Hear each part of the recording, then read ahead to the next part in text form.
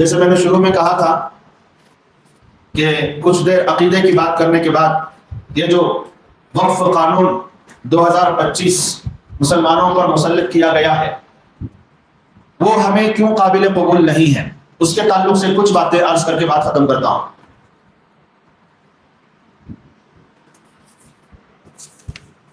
دیکھیے، آپ سب کے علم میں یہ بات ہے کہ چند دن پہلے ایک بل پاس کروایا گیا اسمبلیوں کے اندر، لوک سبھا، راجیہ سبھا، اور پھر صدر جمہوریہ کا بھی اس پر دستخط لے کر اسے ایک قانون کی شکل دے دی گئی۔ اس کو کہتے ہیں وقف امینڈمنٹ بل، وقف ترمیمی بل۔ وقف وہ جائیدادیں ہوتی ہیں جو مسلمان اپنے خون پسینے کی کمائی سے کما کر اللہ کو راضی کرنے کی نیت سے غریب لوگوں کو فائدہ پہنچانے کے لیے وقف کرتے ہیں۔ یہ زمین میری ہے، میں اللہ کے لیے، مسلمانوں کے فائدے کے لیے وقف کرتا ہوں۔ اس پر مسجد بھی ہو سکتی ہے، مدرسہ بھی ہو سکتا ہے، درگاہیں بھی ہو سکتی ہیں، قبرستان بھی ہو سکتے ہیں، اور کچھ رفاہی کام میں آنے والی کچھ زمینیں بھی ہو سکتی ہیں، کچھ عمارتیں بھی ہو سکتی ہیں۔ اب موجودہ جو حکومت ہے، جو اپنے اقتدار کے نشے میں بدمست اور نفرت کی سوداگر حکومت نے وقف ترمیمی بل کو پاس کر دیا، اور صدر جمہوریہ کے بعد یہ قانون بن چکا، ان کے دستخط کے بعد۔ یوں تو پورا قانون ہی مسلم مخالف، دستور مخالف اور ظلم و ناانصافی پر مبنی ہے، لیکن اس کے چند واضح نامنصفانہ پہلو کو نظر میں رکھنے کی ضرورت ہے۔ چند پوائنٹس ہر مسلمان کو سمجھ کر رکھنے کی ضرورت ہے، کیونکہ ایک ابھی تو شروعات ہے، ایک لمبی لڑائی چلے گی۔ جب تک یہ بل واپس نہیں ہوتا، مسلمان اس کے خلاف مہازارائی کرتے رہیں گے، اور کرنا بھی چاہیے۔ اگر اس پر خاموش ہو کر بیٹھ گئے اور کانسٹیٹیوشن نے جو حق دیا ہے اسے استعمال کرتے ہوئے اس کے خلاف مہازارائی نہیں کی گئی، اور باقاعدہ جو تجاویز پاس ہوگی اس بل کو واپس کروانے میں، اگر مسلمان اس میں شریک نہ ہوئے تو کسی کا کوئی نقصان نہیں۔ کہیں مسجدیں ڈھا دی جائیں گی، کہیں قبرستانوں کو قبضے میں لے لیا جائے گا، اور کہیں مدرسوں کو ڈھا دیا جائے گا، اور کہیں زمینوں کو دبا کر پراپرٹی آف گورنمنٹ اس کو ڈکلیئر کر دیا جائے گا۔ مسلمان ہاتھ پر ہاتھ دھرے دیکھنے کے علاوہ کچھ بھی نہیں کر سکے گا۔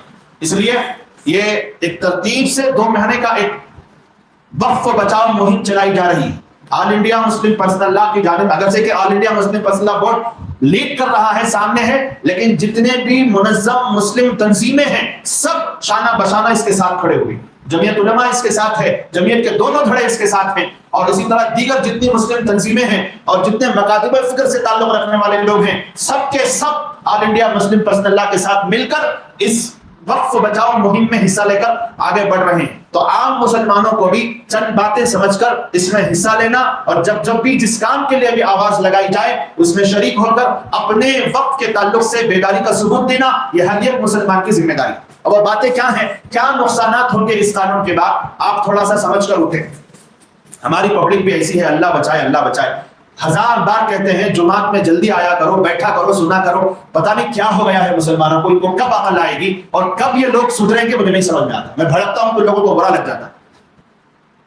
امپورٹنٹ باتیں کرنی ہوتی ہے، جمعہ کا ایک موقع ہوتا ہے مسلمانوں سے خطاب کرنے کا، لیکن وہی چال بے ڈھنگی جو پہلے تھی سونپی ہے، مریں گے، لٹیں گے، کٹیں گے نہیں تو پھر کیا ہوگا ان کے ساتھ؟ عذاب نازل نہیں ہوگا، اللہ کا پکڑ نازل نہیں ہوگی، ظالم بادشاہوں کو مسلط نہیں کیا جائے۔ 1000 بار کہتے جمعہ کا ایک موقع ہوتا ہے خطاب کا، جلدی آ کر مرو، نہیں مریں گے۔ کس کو بٹھاؤ؟ فرشتوں کو سناؤ میں، یا شیاطین کو بلا لو؟ عجیب مسئلہ ہے لوگوں کا، تنگ آ گیا جب قوم سے، لوگ فکروں میں مرے جا رہے ہیں، علماء بھولے جا رہے ہیں، قائدین کی راتوں کی نیندیں اڑ گئی ہیں۔ کیا کیا نقصانات ہوں گے اس بل کے پاس ہونے کے بعد، مسلمانوں کو ہوش تک نہیں۔ تمہاری مسجدیں، تمہارے قبرستان، تمہاری درگاہیں اور تمہاری وقف کی زمینیں کلین سے ہڑپ لے گی حکومت، اور لیگل طریقے پر ہڑپے گی، کوئی کچھ نہیں بگاڑ سکے گا۔ نہیں سمجھ میں آ رہا؟ بدمستی ایسی چڑھی ہے مسلمانوں کو، این نماز کے وقت آئے گی، کیا بولوں میں اس وقت میں، بولوا اس وقت میں کیا بولوں، کیا سمجھاؤں؟ عجیب مسئلہ ہے۔ گھروں میں بیٹھے رہیں گے، دکانوں پر بیٹھے رہیں گے، گپ شپ کرتے رہیں گے، لیکن نہیں، مسجد میں مجال ہے، 1 گھنٹہ 1.5 گھنٹہ پہلے آ کر بیٹھ جائے، دین کی کچھ باتیں سنیں اور اپنے لیے کچھ لاہی عمل طے کر کے اٹھے۔ نہیں، کچھ بھی ہو جائے، آسمان زمین ایک ہو جائے، لیکن ہماری روش نہیں بدلے گی، ہمارے آنے کا ٹائم نہیں بدلے گا۔ اسی ٹائم یہ ہماری مسجد کا نہیں، مجھے ائمہ سناتے ہیں ہر مسجد کا یہ حال، ہر مسجد کا نماز کھڑے ہونے سے 5-10 منٹ پہلے لوگ آتے. شرم کرو مسلمانوں، شرم کرو. حالات نہیں آئیں گے تو پھر کیا آئیں گے؟ خوف کرو خدا کا اس سے پہلے کہ اللہ تعالیٰ کا عذاب بڑی سختی کے ساتھ نازل. میں تو تھک گیا ہوں سمجھاتے. وارم میں ایک بار گھنٹہ 1.5 گھنٹہ بھی اگر ہم جمعہ کے نام پر فارغ نہیں کریں گے ہماری ذمہ داریوں کا احساس کرنے کے لیے، تو پھر ہم کیسے مسلمان ہیں؟ اندر سے زمین تو مردہ پہلے ہی ہو چکا ہے، اور جہاں جگایا جاتا ہے وہاں آتے ہیں کب؟ جب نماز کا ٹائم قریب ہوتا ہے. تب تک اپنا کام کرتے رہیں گے، اپنی دنیا میں مشغول رہیں گے. بہرحال ہمارا کام صرف بولنا ہے، بھائی کیا کر سکتے ہیں اس سے زیادہ؟ تو سنو کیا کیا نقصانات ہوں گے اس سے. پہلا، وقف املاک کو ہڑپنے کی پوری کوشش کی جائے گی. یہ جو قانون پاس کر لیا گیا ہے، قانون بنا دیا گیا ہے، اس کا پہلا نقصان، اس قانون کا مقصد وقف املاک کو ہڑپ لینا اور سرکاری تعاون سے ضائع کرنا ہے. اس کے لیے کئی تدبیریں اختیار کی گئی. پہلی تدبیر، وقف ایکٹ 1995 میں یہ بات درج ہے کہ اگر طویل عرصے سے، لمبی مدت سے کوئی جائیداد بطور مسجد، درگاہ یا قبرستان کے طور پر استعمال میں ہے اور مذہبی اور خیراتی مقاصد کے لیے ہے تو اس کو وقف کی جائیداد تسلیم کیا جائے گا. یہ کون سے ایکٹ میں تھا؟ یہ 1995 کے ایکٹ میں یہ بات درج تھی. اب کیا کیا گیا؟ اس وقف بذریعہ استعمال، وقف بائی یوزر، اس کو انگریزی میں کہا وقف بائی یوزر اس کو کہا جاتا ہے. موجودہ حکومت نے یہ جو بل پیش کیا تھا اس میں اس کو بالکل ختم کر دیا تھا. یعنی ایک لمبی مدت سے جو زمین یا جو عمارت اور جو بھی جائیداد مسجد، مدرسہ، درگاہ، قبرستان کے لیے یوز ہو رہی تھی، اس ایکٹ 1995 کے ایکٹ کے مطابق وہ وقف کی جائیداد سمجھی جاتی تھی، تسلیم کیا جاتا تھا. لیکن اس حکومت نے اس بل کے ذریعے سے اسے ختم کر دیا تھا. جب پھر مسلمانوں نے مطالبہ کیا اور باقاعدہ پروٹیسٹ ہوئے جگہ جگہ، دلی میں فلا کیا ہوا، نہیں وہ کیا کہتے ہیں اس کو، احتجاج ہوا اور باقاعدہ پریزر بنایا گیا، تو NDA حلیفوں کے مشورے پر اس میں کچھ ترمیم کی گئی، کچھ بیک فٹ پر آیا گیا اور یہ کہا گیا کہ فیوچر میں جو املاک وقف کی جائیں گی ان پر اس کا اطلاق ہوگا. پہلے سے جو وقف موجود ہے ان میں وقف بالاستعمال کو تسلیم کیا جائے. لیکن پہلے کیا تھا شوشا ان کا؟ لمبے عرصے سے جہاں قبرستان ہے، جہاں مسجد ہے، جہاں درگاہ ہے، جہاں مدرسہ ہے، اور جس کو 1995 ایکٹ کے تحت میں تسلیم کر لیا گیا تھا، اس کو بھی کینسل کرنے کا پورا پلان جب زور بنایا گیا اور جب ان کے اوپر پریشر بنایا گیا تب تھوڑا سا پیچھے ہٹ کر تھا. آگے جو وقف ہوں گے، فیوچر میں جو لوگ وقف کریں گے، اس کے تعلق سے یہ ہے جو تسلیم کیا جا چکا ہے وہ تو باقی رہے گا. ان احتجاجوں کا یہ اثر ہوا. بات سمجھ میں آ رہی؟ لیکن آگے سنیے، لیکن اگر ان میں یہ پرانی مسجد ہے، پرانا مدرسہ ہے یا پرانا قبرستان ہے، پرانی درگاہ ہے، جو لمبے عرصے سے 200 300 400 500 سال سے وہ قبرستان ہی مانا جا رہا ہے، فلاں وقف کی جائیداد مانی جا رہی ہے، لیکن اگر اس میں کوئی جھگڑا کھڑا ہو گیا، کسی نے دعویٰ ٹھوک دیا کہ یہ مسجد نہیں مندر ہے، کسی نے دعویٰ ٹھوک دیا کہ یہ مندر کی جگہ تھی، قبرستان بنا لیا گیا ہے، اور کسی نے یہ دعویٰ ٹھوک دیا کہ یہاں قبرستان نہیں تھا، ایک زمانہ پہلے اور کسی کی مورتی یہاں ہوا کرتی تھی. کچھ بھی جو ہو رہا ہے ابھی بھی کھول کھول کر بتانے کی ضرورت ہے. کوئی بھی اٹھ کر کوئی بھی دعویٰ کر دے، متنازع ہو گیا یا وہ سرکاری زمین ہو، تو صرف استعمال کی وجہ سے اس کو وقف نہیں مانا جائے گا. جھگڑا کھڑا کرنا موجودہ حکومت کے لیے کتنا بڑا کام ہے، آپ سوچ سکتے نہیں. کسی بھی جگہ کو لے کر، کسی مسجد، کسی مدرسہ یا کسی قبرستان کی جگہ یا کسی درگاہ کی جگہ کو لے کر وہاں پر کسی کو جھوٹے دعوے دار کو کھڑا کر دینا، یہ موجودہ حکومت کے لیے کون سا بڑا کام ہے. تو وقف ہڑپنے کی پوری تیاری ہو چکی ہے، اسے قانون کی شکل دے دی گئی ہے، اور یہ ایک طرح سے ماضی کے اوقاف کو ہڑپنے کی ایک بالواسطہ کوشش ہے. عام طور پر جو لوگ کوئی زمین یا جائیداد دینی یا خیراتی مقاصد کے لیے وقف کرتے ہیں تو وہ یہ سوچ کر کرتے ہیں کہ ہم نے یہ زمین اللہ کے لیے وقف کر دی، یہی تو سوچتے ہیں. اس سے لا تعلق ہو جاتے، پوچھتے تک نہیں وقف کرنے کے بعد کیا ہوا، کدھر ہوا. جب حکومت سروے کرواتی ہے تو ان زمینوں کا کوئی مدعی سامنے نہیں آتا. ارے بھائی وقف کر کے کرنے والا مر کے چلا گیا، اس کے خاندان والے بھی پوچھ رہے، کیونکہ وقف کر دینے کے بعد ختم، مسلمان کا کوئی نفع اس سے متعلق نہیں ہوتا، وہ چھوڑ دیتا ہے اللہ کے لیے.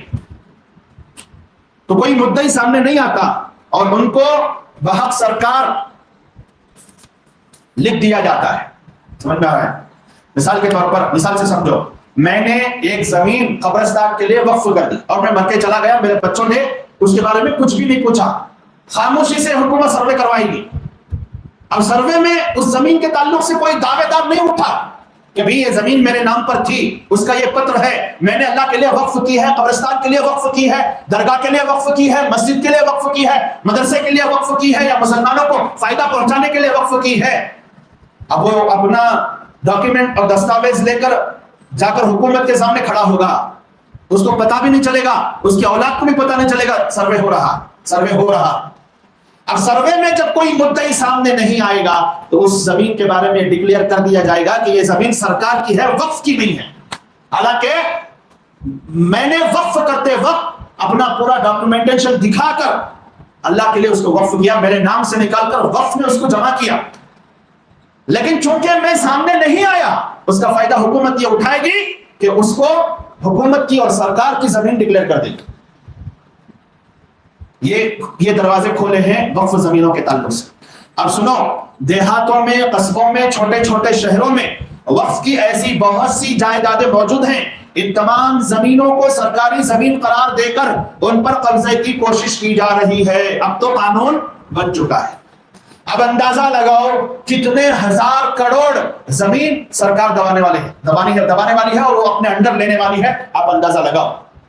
دوسری بات، 1995 کے قانون کے دفعہ 107 کے تحت 107 کے تحت اوقاف کی جائیداد کو لمیٹیشن ایکٹ سے مستثنا رکھا گیا تھا، الگ رکھا گیا تھا.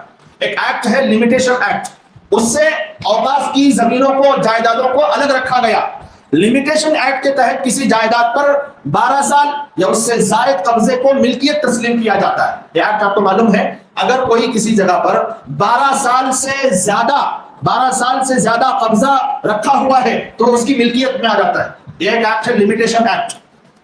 اب وقف کی زمینوں کو، وقف کی جائیدادوں کو 1995 کے قانون 107 کے تحت اس کو الگ رکھا گیا تھا کہ یہ 12 سال والا قانون یہاں نہیں چلے گا. یہ کون سے ایکٹ میں تھا؟ 1995 کے ایکٹ میں تھا، 107 کے تحت. اب کیا ہو رہا ہے جی؟ لمیٹیشن ایکٹ کے تحت کسی جائیداد پر 12 سال یا اس سے زائد قبضے کو ملکیت تسلیم کیا جاتا ہے اور قابض شخص کو اس کا مالک تسلیم کر لیا جاتا ہے. یعنی کسی گھر پر تمہیں 12 سال سے زیادہ قبضہ جمانے کو بیٹھے تو قانوناً وہ گھر کیا ہو گیا؟ تمہارا ہو گیا. یہ ہے لمیٹیشن ایکٹ. اب اس ایکٹ سے الگ رکھا گیا تھا کس کو؟ وقف کی جائیدادوں کو. سنو آگے کیا ہو رہا ہے. اس کا فائدہ یہ ہوتا تھا کہ وقف کی جائیداد پر قدیم غاصبانہ قبضے ختم کروائے جا سکتے تھے. اگر کوئی ناہنجر، چاہے مسلمان ہو چاہے غیر مسلم ہو، ناہنجر وقف کی جائیداد پر قبضہ مار کے بیٹھا تھا تو آپ اس پر وقف بورڈ والے، یعنی جائیدادوں کی دیکھ بھال کرنے والے، اس پر دعویٰ ٹھوک کر، اس پر کیس چلا کر، قبضے سے اس کے چھڑا کر پھر اس کو وقف میں شامل کروا سکتے تھے. یہ فائدہ تھا. موجودہ قانون میں لمیٹیشن ایکٹ سے وقف کی جائیداد کے استثناء کو ختم کر دیا گیا ہے. سمجھ میں آگا؟ اگر کوئی 12 سال تک کسی وقف کی پراپرٹی کو دبانے کو بیٹھا تو اس کی چھوڑی، وہ وقف کی نہیں رہتی. اب وہ ایسے کئی غیر مسلم دبا کر بیٹھے ہیں اور کئی ہمارے مسلمانوں نے غیر مسلموں کو خوش کرنے کے لیے ہمارے وہ جو بڑے بڑے لیڈر سمجھے جاتے تھے نا، انہوں نے دان میں دی ہوئی ہے وقف کی جائیدادیں. اب کیا دعویٰ ٹھوکو گے ان پر؟ کیسے چھڑاؤ گے؟ اور اسی طرح قدیم غاصبانہ قبضے کو جواز فراہم کیا گیا، تو دروازہ کھول کر دے دیا گیا. نمبر 3، ہندوستان میں بہت سے مسلمان بادشاہوں، نوابوں، زمینداروں نے اپنی غیر مسلم رعایا کے لیے وقف کیا. غیر مسلم رعایا کے لیے، غیر مسلم پبلک کے لیے وقف کیا ہے. اسی طرح غیر مسلم حکمرانوں اور راجاؤں نے مسلمانوں کے لیے زمین اور عمارتیں دان میں دی ہیں. ایسا بھی ہوا ہے، ویسا بھی ہوا ہے. مسلم حکمرانوں نے غیروں کو وقف دی ہے اور غیر مسلم حکمرانوں نے مسلمانوں کو دانوں میں زمین اور جائیدادیں دی ہوئی ہیں. یہ شروع سے چلا آیا ہے اور آج بھی بہت سے غیر مسلم بھائی اپنے مسلمان ہمسایوں کے لیے خیر کے کاموں میں زمین دیتے ہیں. اسی طرح مسلمان بھی برادران وطن کے لیے زمین کا تحفہ دیتے آئے ہیں. موجودہ قانون کے تحت وہ جائیدادیں جو کسی غیر مسلم نے وقف کے لیے عطیہ کی ہوں اور بطور مسجد، قبرستان، مسافر خانہ استعمال ہو رہی ہوں، ان کو ختم کر دیا گیا. کیا کر دیا گیا؟ ختم کر دیا گیا. क्यों? गैर मुस्लिम ने वक्फ किया जी। लिहाजा गैर मुस्लिमों के ये अताया वक्फ के दायरे से बाहर निकल जाएंगे और बहुत से औकाफ पर सरकार के काबिज हो जाने का खतरा है। ये तीसरा बड़ा मसला।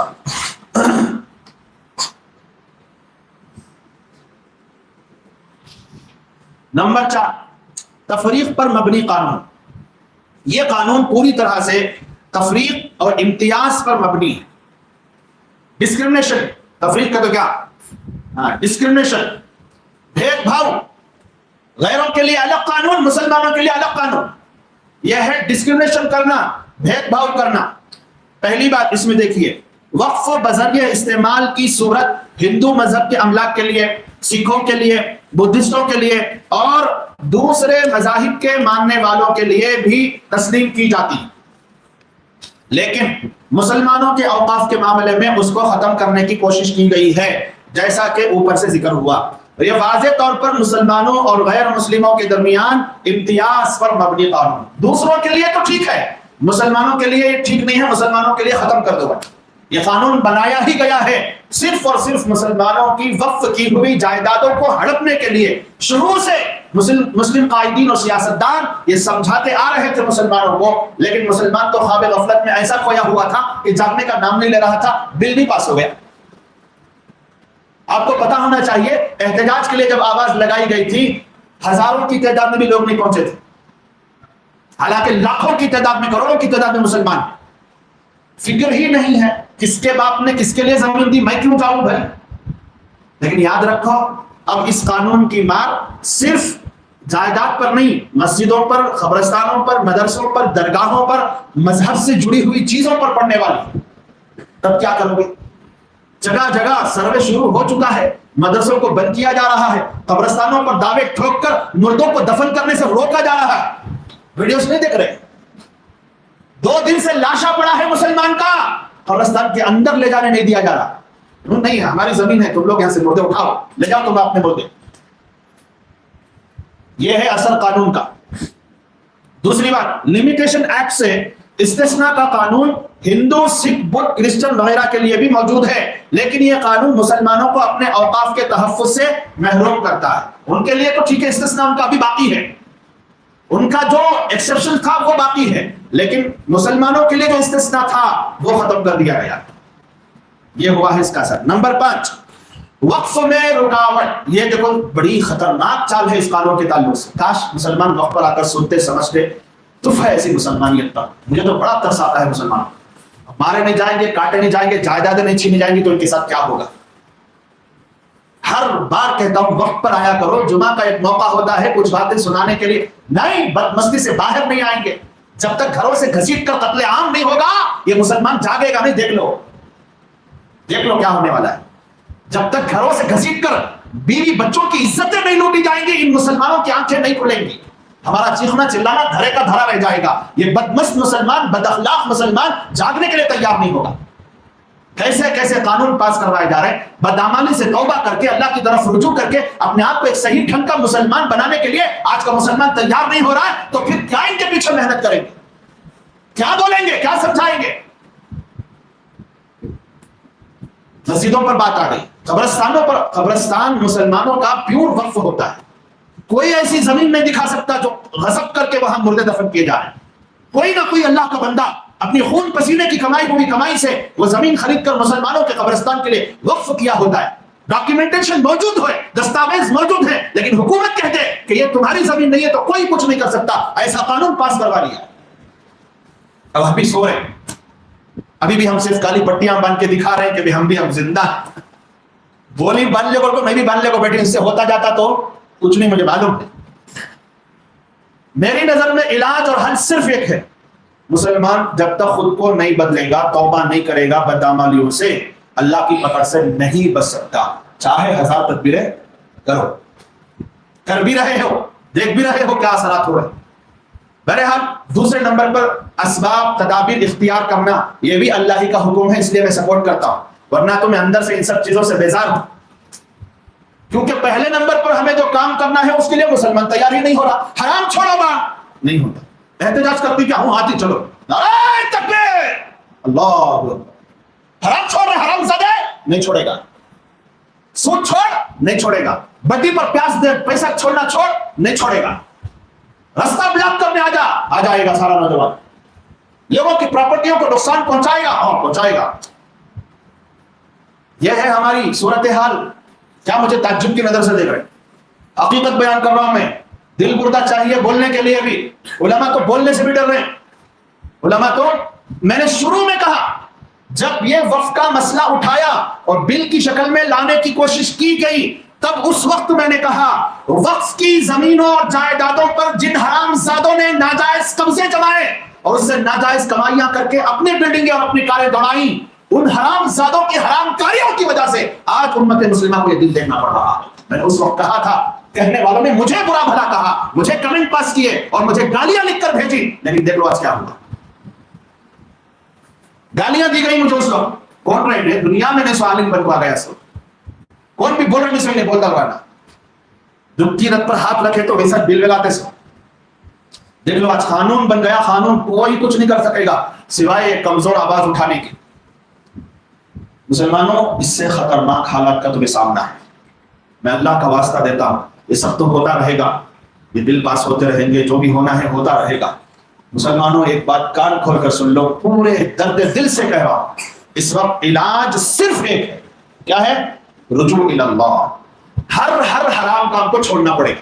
राजी हो तो बात करो, हर हरामकारी को छोड़ना पड़ेगा।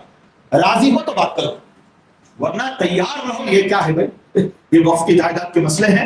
ऐसे खतरनाक मराहिल से तुम्हें गुजरना पड़ेगा अभी चंद सालों में। तुम खून के आंसू रोगे और तुम्हें कोई बचाने वाला क्यों नहीं आएगा? फलस्तीन की हालत देखकर जैसे मुस्लिम हुक्मरान हिजड़े बनकर बैठे हैं, वैसे ही तुम्हारा भी नजारा करेंगे, हमारा भी नजारा करेंगे। कोई बचाने वाला लीडर और मसीहा नहीं आएगा। जो करना है हमें तुम्हें करना है, जो करना है हमें और तुम्हें मिलकर करना है। सबसे पहला काम, अल्लाह की नाराजगी को दूर करो। अल्लाह की नाराजगी को दूर करो। हराम कामों से तौबा करो, हलाल कमाइयों को इख्तियार करो, हराम कमाइयों से तौबा करो। ये हराम ही है जो मुसलमान को अल्लाह से दूर कर देता है। ये हराम कमाइयां ही है जो अल्लाह की नजर से मुसलमानों को गिरा देती। दुनिया की मोहब्बत जो दिल में आती है वो हराम माल की वजह से आती है, वरना हलाल माल में अल्लाह ने वो जाज़िबियत दे रखी। ये कठिन शर्त है जिसे हम पार नहीं कर पा रहे, जिसकी वजह से हम जगह जगह जलील है, जगह जगह रुसवा है। और आज जायदादों की बात है, वक्फ की बात है, लेकिन कल का दिन ऐसा होने वाला है, तुम्हारे घर जो बाकायदा दस्तावेज के हिसाब से तुम्हारे नाम पर है, हुकूमत उन पर कब्जा करके तुम्हें बेघर करेगी और तुम कुछ नहीं कर पाओगे। उसके लिए क्या करना हजरत? मैं कब से बता रहा हूं, वही करना है। मुझे देखना पड़ेगा कि मैं कितना बड़ा हरामी हूं, मुझे देखना पड़ेगा कि मैं कितना बड़ा हरामी हूं और किन किन हराम कामों में, किन किन मासियतों में और किन किन अल्लाह की नाफरमानियों में डूबा हुआ हूं। मुझे खुद देखकर फैसला करना पड़ेगा, कोई और मुझे समझाने की जरूरत नहीं। हर मुसलमान मर्द और औरत जब तक ये काम नहीं करेंगे, ये हालात अपना रुख नहीं बदलेंगे। मैं कैसे समझाऊं, मेरे पास अल्फाज भी नहीं और कैसे बोलूं मैं बोलूं।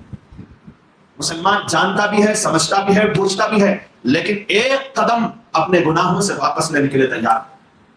ऐसे हालात में भी शादियां हो रही हैं और शादियों में बाकायदा डांस हो रहा है और मुसलमान औरतें कमरें थिरका थिरका कर नाच रही हैं। मुझे बताओ, अल्लाह की पकड़ नहीं आएगी तो क्या आएगी? एक शादी हम नहीं सुधार सके, एक मामला हम नहीं सुधार सके, एक तिजारत, एक बिजनेस हम नहीं सुधार सके, और चले हैं वक्फ की जायदादें बचाने के लिए। जो तदबीरें बताई जा रही हैं करो, यकीनन करो, मैं उससे रोकता नहीं हूं, लेकिन असल मर्ज तो समझो, असल बीमारी समझो। बीमारी है कुछ और, दवा कुछ और दी जा रही। बीमारी की तशखीस ही नहीं हो रही है और दवाई मेडिकल वाला दे रहा है, आप खा रहे हैं। डॉक्टर के पास जाओगे, वो टेस्ट करवाकर तशखीस करके तुम्हारी बीमारी का पता लगाकर जो प्रिस्क्रिप्शन देगा, जो लिखेगा, वो दवाई तुम्हारे लिए सूटेबल होगी। और तुम्हारे डॉक्टर उलमा है, याद रखो। तुम्हारे डॉक्टर कौन है? उलमा है। वो बताएंगे कि किन गुनाहों की वजह से ये वबा, ये मुसीबतें, ये आजमाइशें आ रही हैं। ان سے تمہیں پہلے توبہ کرنا پڑے گا. اور باقی سیاسی لوگ ہیں, سماجی لوگ ہیں, کارکنان ہیں, فلاں ہیں, وہ صرف میڈیکل والے کا کام کریں گے. سر میں درد تو یہ ٹیبلٹ, پیٹ میں درد تو یہ ٹیبلٹ, لیکن بیماری نہیں پہچانیں گے. وہ بیماری پہچان کر دوائی دینے والے کے پاس جاؤ گے تو جلدی صحیح ہو جاؤ, ورنہ پھر ایسا ہوگا کہ اللہ رب العزت کی نظر سے اور گرتے چلے جاؤ گے, کوئی اٹھانے والا نہیں ملے. مسلمانوں, اس وقت تمام قیادت کا رونا یہی ہے کہ مسلمان کاش جلدی توبہ کر لیتا. جب بھی سمجھایا گیا مسلمانوں نے حد درمی کی ہے. جتنا سمجھایا گیا, جتنا بولا گیا, اتنا اللہ سے اور دور ہونے کی کوشش کی ہے, جس کا نتیجہ ہمارے سامنے ہے. اللہ کے حکموں سے دوری, نبی کی سنتوں سے دوری. نبی کی سنت کو آج بھی منڈانے والے تمہارے مجمع میں موجود ہیں. میں کیا دوسروں کو بولوں گا؟ گاڑیاں مڈا کر پھینکنے والے تمہارے مجمع میں بیٹھے ہوئے ہیں, میں دوسروں کو کیا سمجھاؤں گا؟ یہ تعلق ہے ہمارا نبی کے ساتھ, یہ تعلق ہے ہمارا اولیاء اللہ کے ساتھ, دین کے ساتھ, اسلام کے ساتھ. اور پھر کیسے اللہ کی مدد آئے گی؟ میرے بھائیوں, تدابیر کو اختیار کرنا, احتجاج کرنا, کالی پٹی باندھنا اور آندولن کرنا, جیل بھرو آندولن کرنے کے لیے بھی علماء آواز دے رہے. جیلوں میں بھی جانا پڑے تو جائیں گے, لیکن یہ سب سیکنڈری ہے, یہ سب سیکنڈری ہے, دوسرے درجے کا عمل ہے. پہلا عمل ہی ہم لوگ نہیں کر رہے تو میں دوسرے عمل کے بارے میں کیا گارنٹی دوں؟ پہلا عمل ہی ہم چھوڑ بیٹھے. اللہ کرے میرا دم لوگوں کو سمجھ میں آ جائے, ورنہ تو ایسے حالات انتظار میں ہیں کہ آپ نے سوچا بھی نہیں, اور بھگتنے کے علاوہ کوئی چارہ. چلو نمبر 5, وقف میں رکاوٹ. نئے اوقاف کو روکنے کی بھی کوشش اس قانون کے ذریعے سے کی گئی ہے. چنانچہ گزر چکا ہے غیر مسلم وقف نہیں کر سکتا, حالانکہ پہلے سے بھی کر سکتا تھا. مسلمان غیر مسلموں کو, غیر مسلم مسلمانوں کو زمینیں دیتے تھے, لیتے تھے. اسی طرح اس قانون کے مطابق جو شخص گزشتہ کم سے کم 5 سال سے اسلام پر عمل کر رہا ہو, صرف وہی قائم کر سکتا ہے وقف. کیا شرط لگائیں گے؟ 5 سال کا پریکٹس مسلم, یعنی پریکٹس کے اعتبار سے جو مسلمان ہے وہی وقف کر سکتا ہے. بدعمل مسلمان, ان کو بھی معلوم ہے بدعمل باعمل. امت شاہ کو بھی معلوم ہے, دیکھو بے عمل مسلمان کون ہے اور باعمل مسلمان کون ہے. ان کو معلوم ہے کہ جتنے بھی مسلمان ہیں 90% بے عمل ہیں. اب کون وقف کرے گا؟ اس شرط کو اگر لاگو کر دیا جائے تو کون سا وہ باعمل متشرع پریکٹس مسلمان کھڑا ہو جو وقف کرے اللہ کے لیے؟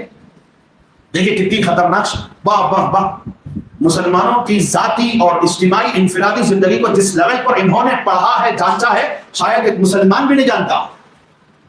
یہ کتنی گہری شرط ہے, آپ کو اس کا اندازہ بھی نہیں. 5 سال جو پریکٹس مسلمان رہا ہو, اب اس کی سند کون دے گا کہ یہ 5 سال پریکٹس مسلمان رہا؟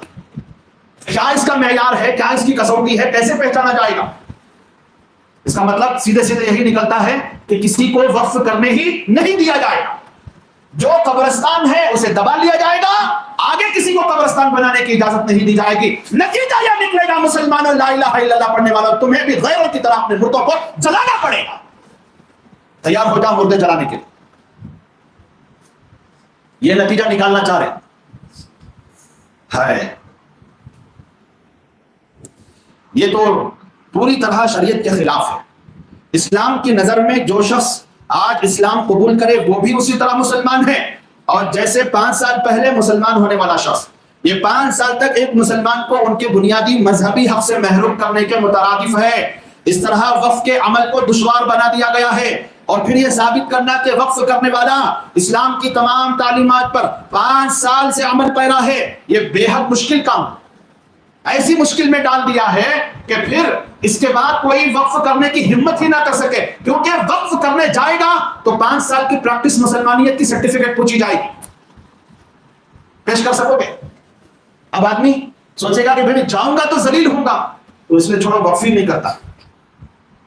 غیر قوموں کو وقف کرنے کا جو حق تھا وہ تو چھین لیا گیا, ختم کر لیا گیا. اور مسلمانوں کو بھی ایک شرط لگا کر روک دیا گیا, جب وقف ہی نہیں کیا جائے گا اور ادھر پرانی اوقاف کو دبا لیا جائے گا, سرکار کی زمین قرار دے کر اسے دبوچ لیا جائے گا, ناجائز قبضہ اس پر کر لیا جائے گا, تو پھر مسلمانوں کے پاس مردے دفن کرنے کے لیے زمین کہاں سے آئے گی؟ کہاں سے آئے گی؟ شکل ایک ہی ہوگی, یا تو اپنی ذاتی پراپرٹی میں دفن کرو, یا پھر جلاؤ مردوں کو. گھما پھرا کر یہ چیز لا کر یہاں تک رکا دی جائے گی. یہ چند قانون کے نقصانات میں نے آپ حضرات کے سامنے آل انڈیا مسلم پرسنل لا کی طرف سے جو خط ہمارے پاس آیا تھا اس کی روشنی میں آپ کو سنائے ہیں۔ مسلمانوں کان کھول کر آخری میں ایک بات میری سنتے جاؤ اور سارے مسلمانوں تک یہ بات پہنچاؤ۔ اس وقت جو حالات ہیں اور جو ظالم حکومت ہے وہ اللہ کی طرف سے پکڑ کی عذاب کی ایک شکل ہے، اس کو سمجھو۔ یہ بات نہیں سمجھو گے تمہاری ساری تدبیریں دھری کی دھری رہ جائیں۔ موجودہ حکومت اللہ کے عذاب کی ایک شکل ہے، مان لو اس بات کو، اس کے پکڑ کی ایک صورت ہے، مان لو اس بات کو۔ جب پکڑنے والا اللہ ہو تو راضی خالق کو کرنا یا مخلوق کو کرنا، فیصلہ آپ کے ہاتھ میں۔ پکڑنے والا اللہ ہے تو ہم کس کو منائیں گے؟ نہیں بولتے کیا؟ وہی تو میں سمجھا رہا ہوں کئی جمعہ سے کہ ہمیں حرام سے توبہ کرنی ہوگی، ہمیں جھوٹ سے توبہ کرنی ہوگی، ہمیں دھوکے سے توبہ کرنی ہوگی، ایک دوسرے کے حقوق مارنے سے توبہ کرنی ہوگی، زنا سے توبہ کرنی ہوگی، ناجائز تعلقات سے توبہ کرنی ہوگی، جھوٹ بول کر دھوکہ دے کر بزنس کرنے سے توبہ کرنی ہوگی، اور شادیوں میں ناچ گانے کے نام پر ڈانس کرنے سے توبہ کرنی ہوگی، بے پردگی عورتوں نے جو پھیلا رکھی ہے ہر عورت کو اس سے توبہ کرنی ہوگی۔ جب تک اعلیٰ پیمانے پر اجتماعی طور پر مسلمانوں کی توبہ قبول نہیں ہوگی، ہندوستان کے مسلمانوں یاد رکھ لو، تمہاری توبہ اگر اس اجتماعی طور پر نہیں اٹھے گی اللہ کے دربار میں، یہ حالات نہیں بدلیں گے۔ سمجھو یا نہ سمجھو، میں جتنا زور لگا سکتا تھا لگا چکا، جس انداز سے بول سکتا تھا بول چکا۔ اب عمل کی نوبت آئی ہے، عمل کرو، عمل کرو، جاگو، اس سے پہلے کہ ہمارے ٹیکٹ میں دبا دیے جائے، ہمیں قید کر دیا جائے یا ہمیں قید و بند کے پیچھے ڈال دیا جائے، جیلوں میں ٹھوس دیا جائے، اس سے پہلے جاگ جاؤ۔ اللہ کا واسطہ دیتا ہوں، اللہ کی طرف رجوع کرو، دوڑو اللہ کی طرف، وفروا الی اللہ پر عمل کرنے کا صحیح موقع ہے۔ اللہ بہت رحیم ہے، یہ بھی سن لو، اللہ بہت رحیم ہے، رحمان ہے، غفور ہے، وہ چاہے تو سیکنڈوں میں ہمیں معاف کر سکتا ہے، لیکن ہم جائیں تو صحیح اس کے پاس اپنی فریاد لے کر، ہم دکھائیں تو صحیح کہ ہم مسلمان بننے کے لیے تیار ہیں، ہم اس کو سنائیں تو صحیح کہ ہم مومن بننے کے لیے تیار ہیں۔ وہ کیسے بدعملیوں پر تمہاری راضی ہو جائے گا، وہ کیسے اس کی نافرمانی پر راضی ہو جائے گا، وہ کفر پہ راضی نہیں ہوتا، وہ شرک پہ راضی نہیں ہوتا، وہ بدعات و خرافات پہ راضی نہیں ہوتا، وہ معصیت پہ راضی نہیں ہوتا، وہ راضی ہوتا ہے اطاعت، وہ راضی ہوتا ہے اس کی اطاعت اور اس کے رسول کی اطاعت پر، وہ راضی ہوتا ہے اس کے حکموں پر چلنے سے، وہ راضی ہوتا ہے اس کے پیارے نبی کی پیاری سنتوں کو اختیار کرنے سے۔ یہ طریقہ ہے راضی کرنے کا، کریں گے انشاءاللہ تعالی۔ اللہ مجھے بھی آپ کو بھی عمل کی توفیق عطا فرمائے۔ اور میں ہاتھ جوڑ کے آپ سے ایک درخواست کرتا ہوں، جمعات میں تھوڑا جلدی آیا کرو۔ 1 گھنٹہ اگر ہم اپنے دین کے لیے فارغ نہیں کر سکیں گے تو جانچ لو اپنی مسلمانیت کس سطح پر پہنچ چکی۔ میری طبیعت خراب ہے اور مسلسل خراب ہے، میں زیادہ بولتا ہوں آواز بیٹھ جاتی ہے، گلے میں درد ہوتا ہے، سر کی رگیں پھٹنے کو لگتی ہیں، لیکن میں اللہ کو ڈر کر کہتا ہوں، دوائیاں لے کر انجیکشن لے کر جمعہ میں آ کر بیٹھتا ہوں، تاکہ جو ذمہ داری ہمارے اوپر ڈالی گئی ہے میں آپ تک پہنچا کر جا سکوں۔ لیکن ہم لوگ ہیں کہ بھائی نماز کے لیے جب امام صاحب ممبر پر چڑھیں گے خطبہ دینے کے لیے تب مسلمان آتا ہے، کس سے فریاد کریں، کس کو سنائیں، کیا سمجھائیں؟ مت کرو یہ کام، بہت خطرناک سودا کر رہے ہو اپنی جانوں کے ساتھ۔ اللہ کا واسطہ دیتا ہوں، سدھر جاؤ، سمجھ جاؤ، وقت ابھی بھی ہے، اپنے رب کی طرف دوڑ لگا دو، حرام کو چھوڑو، سب سے پہلے حرام کو چھوڑو، اپنے گھروں کو، اپنے سوسائٹیوں کو اور اپنے معاشروں کو، اپنے بزنس کی دکانوں کو، تجارت گاہوں کو حرام سے پاک کر دو، اللہ کی رحمت اترنے میں دیر نہیں لگے، دعائیں قبول ہونے میں دیر نہیں لگے۔ آج بڑے بڑے اللہ والے جن کا شمار اولیاء اللہ میں ہوتا ہے، وقت کے بزرگان دین کہلانے والے، وہ راتوں میں اٹھ کر گڑ گڑا رہے ہیں، خون کے آنسو بہا رہے ہیں، ان کی دعائیں قبول نہیں ہو رہی ہیں ہماری حرام کاریوں کی وجہ سے، ان کی دعائیں اٹھائی نہیں جا رہی ہیں ہمارے حرام میں مبتلا ہونے کی وجہ سے۔ معصیت سے باز آ جاؤ، اللہ کی سخت پکڑ سے پہلے باز آ جاؤ۔ اور میں ایک آیت سنا کے بعد ختم کرتا ہوں۔ اللہ تبارک و تعالیٰ کہتا ہے ان بطش ربک لشدید، تمہارے پروردگار کی پکڑ بہت سخت ہے، بہت سخت ہے۔ اگر آزمائش کے لیے اللہ پکڑے تو پھر ہمارا سونا چاندی ہے، ہم ایمان والے ہوں, ایمان کی حالت پر جمے ہوئے ہوں, اعمال نیک ہوں, برائیوں سے بچ رہے ہوں, حرام کاریوں سے بچ رہے ہوں, پھر بھی اللہ کی طرف سے کوئی پکڑ آتی ہے, وہ ہمارے جنت کے درجات کے بلندی کے لیے, اس میں تو ہمارا سونا سونا چاندی چاندی ہے, لیکن آج جو پکڑ ہے وہ آزمائش کے لیے نہیں, عذاب کے لیے ہے, وہ پکڑ سزا کے لیے ہے, وہ پکڑ لعلہم یرجعون کے لیے ہے, وہ پکڑ لوٹانے کے لیے ہے, وہ پکڑ سمجھانے کے لیے ہے. اب بھی اگر مسلمان نہیں سمجھا اور متحد ہو کر علماء کی نگرانی میں اور اہل دانش کی نگرانی میں کام نہیں کیا اور اللہ کی طرف رجوع کرنے والا نہیں بنا اور ہدایات پر عمل کرنے والا نہیں بنا, تو پھر اللہ ہی خالق و مالک ہے. وہ فیصلہ اپنے بندوں کے ساتھ جو کرنا چاہے اسے کوئی نہیں روک سکتا.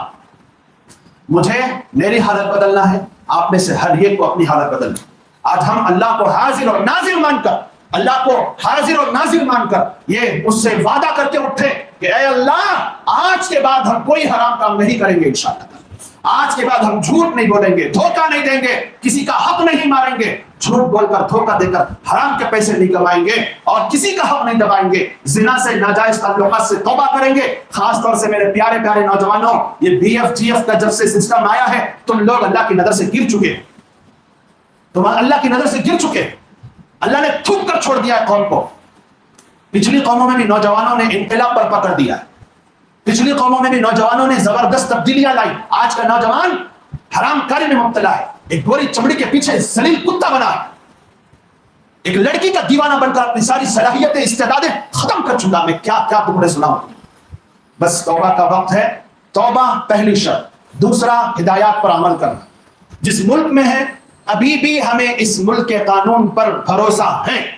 جس دن بھروسہ پوری طرح سے ختم ہوا اعلان دوسرا ہوگا, یہ بھی یاد رکھ کے اٹھنا. اللہ مجھے اور آپ کو عمل کی توفیق عطا فرمائے. اور آخر میں ایک بات سنو, آل انڈیا مسلم پرسنل کی طرف سے ایک کالی پٹی باندھ کر اس تصاویر سوشل میڈیا پر شائع کرنے کا حکم دیا گیا ہے. ایک خاموش میسج لوگوں تک جائے کہ بھی مسلمان اس سے راضی نہیں ہے, غم اور غصے کا اظہار کر رہا ہے. تو آپ لوگوں کو سے درخواست ہے, جن جن لوگوں نے پٹیاں باندھی ہوئی ہیں, جو نہیں باندھے وہ بھی نماز کے فوراً بعد یہاں سامنے سے ایل کی شکل میں ایک چائلڈ لنک بنائیں گے انشاءاللہ. ایل کی شکل میں یہاں سے شروع کریں, مسجد کے گیٹ کے سامنے سے لائن سے کھڑے ہو, جہاں تک بھی لائن جائے جاتی رہے, ایک چائلڈ لنک بنا کر ایک مختصر ویڈیو وغیرہ بنا کر اس کو شائع کر دیا جائے. یہ ایک تدبیر ہے, اس سے ہوتا کچھ نہیں ہے جب تک کہ ہم وہ کام نہ کریں جس پر میں نے زور دیا. کریں گے انشاءاللہ تعالی. اللہ تعالی عمل کی توفیق عطا فرمائے. آمین. الحمدللہ.